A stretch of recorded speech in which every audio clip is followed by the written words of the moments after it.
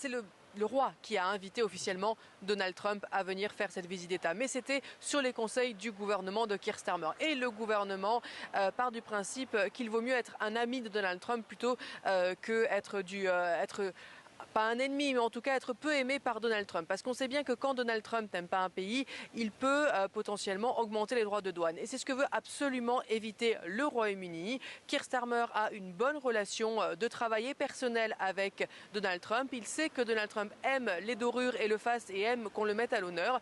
Et il a donc proposé au roi Charles III de lui faire cet insigne honneur unique, de faire cette seconde visite d'État. Le but donc c'est d'avoir de bonnes relations diplomatiques avec Donald Trump, qui crée des bonnes relations économiques. Et d'ailleurs, Donald Trump est venu ici au Royaume-Uni avec plusieurs chefs d'entreprise et il y a confirmation d'investissements américains dans les domaines de l'intelligence artificielle et du nucléaire, justement avec les chefs d'entreprise qui viennent avec Donald Trump aujourd'hui. Alors Marie, autant pour moi, vous êtes évidemment, nous l'avons remarqué, à Windsor et non pas à Londres. Et pour cause, vous suivez cette réception spectaculaire. Alors des images impressionnantes donc qui contrastent, Marie, avec les manifestations à Londres contre la venue de Donald Trump.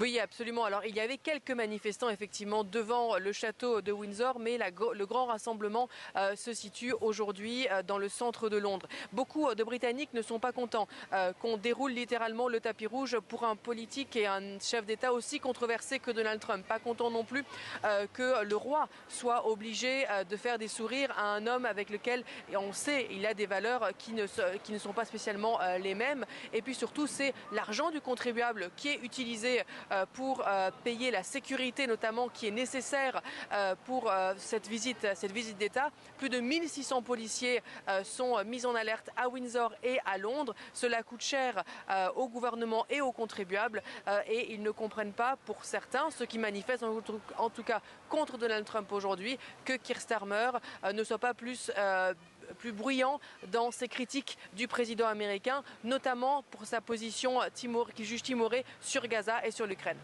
Marie Billon en direct de Windsor.